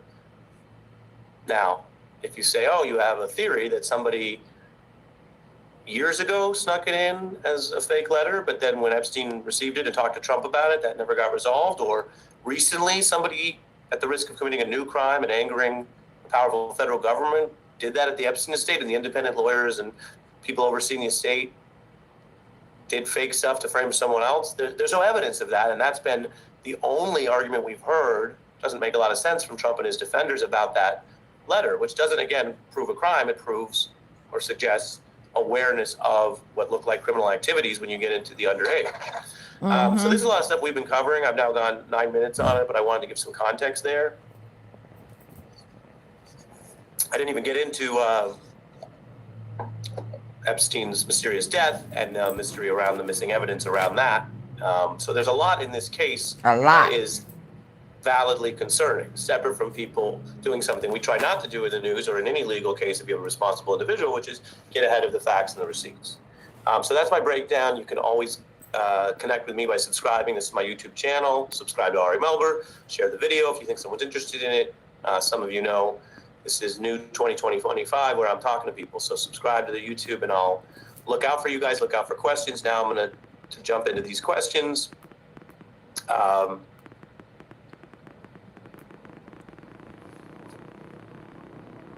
Reading these, someone talking about being a millennial.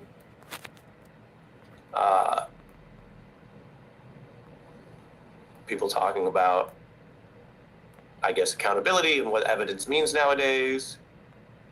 Someone saying they don't How have wise, corporate media. Witty? Can Lutnick be compelled to testify now that he said this? Yeah. Great question. Yes. Sometimes things seem impossible and then they become very possible or inevitable. So while there are plenty of issues where Trump and the Republicans have been united and they don't want to unnecessarily break ranks, you can, I'm sure if you're watching this video, you're interested in American news and politics, you probably can think of your own examples. And yet there are other areas where we've seen a breakage. We saw it recently with Senators Paul and Cruz completely disagreeing with government censorship efforts. Big issue here online and YouTube and elsewhere, right? Do you have the power to speak in this country, or are you going to let the government break our First Amendment after all these years? Another issue seems to be Epstein. So to the question again from YouTube live chat, Congress has the lawful subpoena power. Just as they push to get more documents on basically a bipartisan basis, committees that operate with both parties that have, in this case, perhaps more Democrats and some Republicans, or the House vote, could subpoena Lutnick. And again, some people may look at this as just more of a story, an intrigue, controversy, but real people were hurt. It's a big deal. Facts. And while we all are adults and can understand the political winds blowing both ways, I've seen it both ways on this story, anyone who really cares about getting to the bottom of it, if Mr. Lutnick says he has this information, he has firsthand knowledge of dealing with Epstein, he has some other views that he formed, I guess, from what he knows, from being around Epstein, being around the people around that, and it tracks with or overlaps with what I mentioned earlier in the video, reports that there was surveillance, reports that there may have been efforts at blackmail. Blackmail is a whole separate crime, and if that was how Epstein built his financial empire, if that's something that... Well, you know, when I think about it, it ties into the threat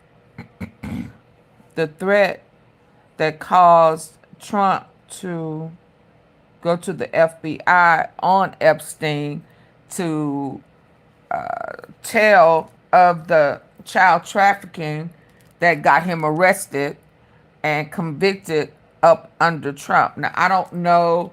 Well, yeah, because he said that the rumor was that if he exposed it, Trump would have never made it the first go around or second Yeah. So he was threatening to expose Trump. So I guess that would be blackmail. And then Trump went around him and exposed him with evidence. Matters. Second, Lutnick is alleging a whole separate conspiracy against his own Republican Party, that the prosecutors there may have been blackmailed or known people that they felt blackmailed about for the sweetheart deal. And my assessment of that is someone saying it doesn't make it true. But if the government is still claiming there's no client list and no possible other crimes like blackmail to investigate, and you have people inside the government saying, no, they think that's what happened, you want to get to the bottom of that. In a healthy system, you would have an inspector general look at that. But if you follow the news lately, Donald Trump has fired and purged those inspector generals that's supposed to do that within agencies. You could also have a special prosecutor actually look into some of these issues. Sometimes that could be used as a dodge if you pick someone who's just a loyalist and they're going to bury the issue for 2 years. But other times, right, you can think of examples in both parties' administrations where a special prosecutor says, okay, if anyone else is doing cover-up for themselves on the original DOJ deal or on the circumstances around how Barr's DOJ and Bureau of Prisons handled Epstein's cell and the aftermath of investigating the suspicious in custody death, you could have a real investigation of all of that.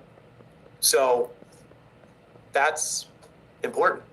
Again, I've reported on all of this extensively. We want to be fair. And I think, I'm going to see.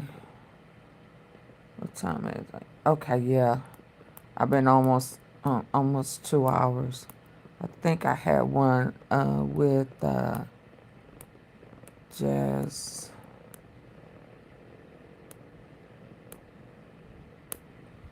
Donald Trump cannot escape his Jeffrey Epstein problem or statue.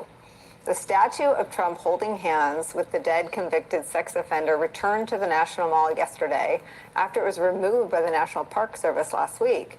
The statue has a title. It's called Best Friends Forever. It includes a plaque that reads, quote, "In honor of Friendship Month, we celebrate the long-standing bond between President Donald J. Trump and his closest friend Jeffrey Epstein," end quote. The group responsible for the statue tells Axios in an email this, quote, "Just like a toppled Confederate general forced back onto a public square, the Donald Trump Jeffrey Epstein statue has risen from the rubble to stand gloriously on the National Mall once again," end quote. The Epstein case also being kept in the news today by Donald Trump's own pick to be the country's commerce secretary, a man named Howard Lutnick. Howard is facing mounting calls to testify today before the House Oversight Committee in the Epstein investigation after he made these bombshell remarks. Why is there now such a dearth of information when, Donald Trump's people are running the FBI and the DOJ? I assume visits. Wow, somebody sent me, just out of nowhere, somebody sent me a request for $200. Someone that do not support me have requested from me to send them $200.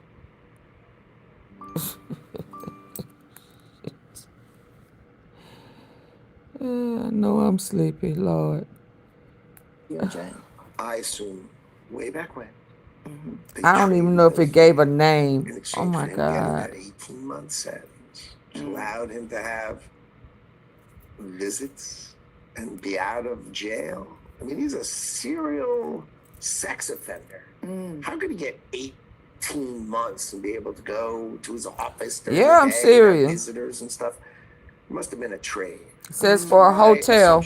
I have no knowledge. But my assumption is there was a trade for the videos because there were people on those videos. What? Quote, how did he get 18 months? He's a convicted sex offender. On that, I'm with Lutnick. Joining us now, Democratic Congresswoman Jasmine Crockett of Texas. She serves on the House Oversight Committee, which is investigating the Epstein case. Mara and Basil are still here. Congresswoman, you want to talk to Howard Lutnick too? Absolutely. Listen, I mean, he said, I don't know, but one thing is clear.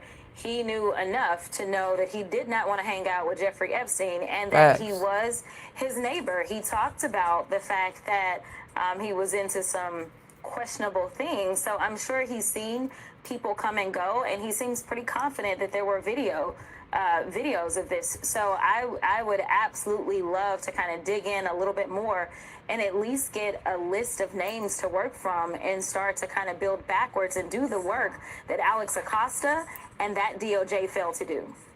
Well, he says in that interview that they, quote, shared a wall. I don't know what billionaires have for home alarms, but like a Ring camera would have probably picked up some images. I mean, do you want to see his surveillance footage if he has any?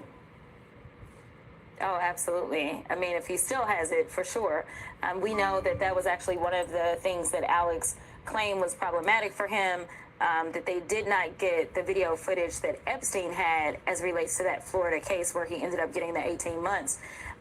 So anyone, and you know, in fact, let me make a plea right now. If you have video footage of anything that was going on at the Epstein home, whether it's Florida or New York or anywhere else, please feel free to contact the House Democrats on oversight, and we will do everything that we can to make sure that the truth starts to come out. You know what I thought listening to that interview? I listened to the whole thing.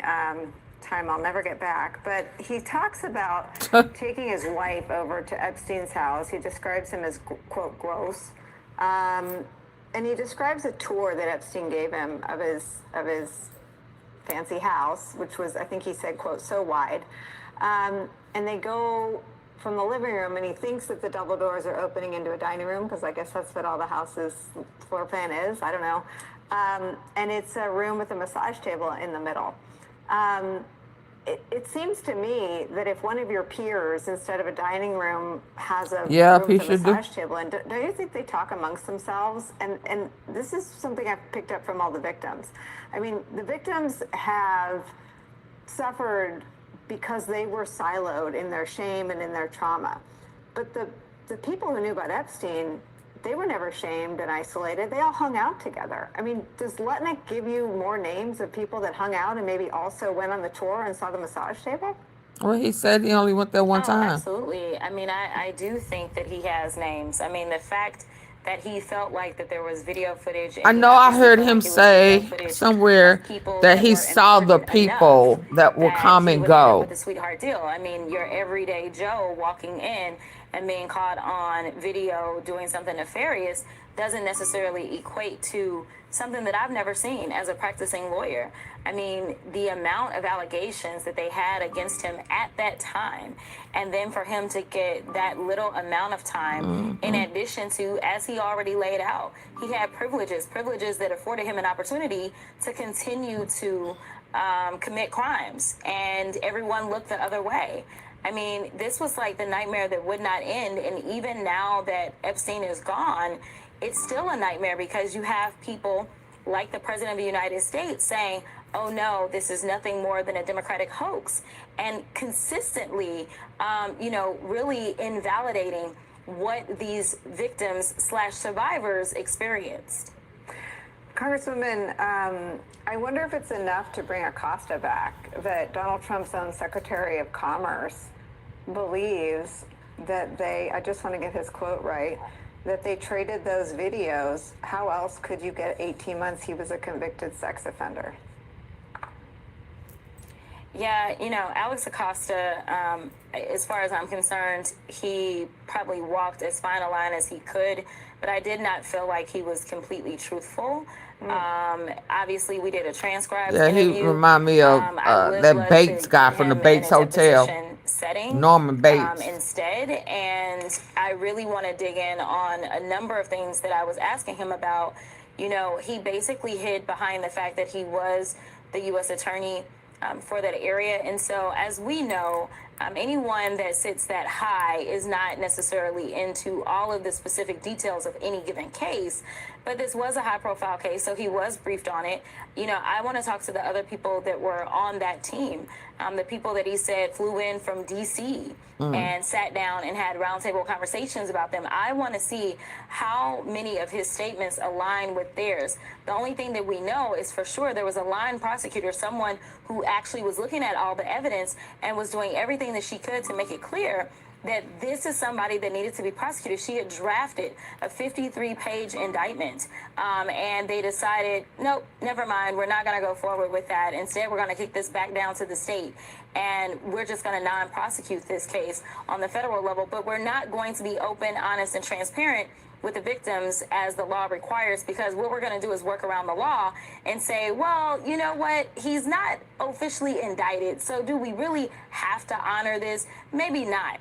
I mean, it was just too much shady things going on, and right now so many of the survivors talk about the fact that the FBI refuses to give them access to their own statements and their own files about their own cases. So that is why it is so important that we get our newest member sworn in so she can be signature number 218, so that we can take a vote of the entire House, and hopefully get the release of the Epstein files ordered.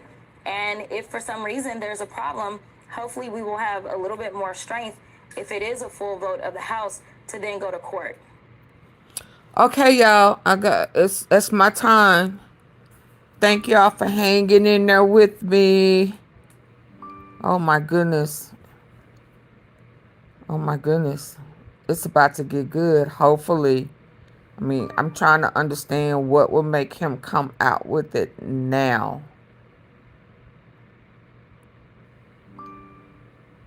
Okay, I'll see y'all later on into Sunday. Have a good night. Sleep tight.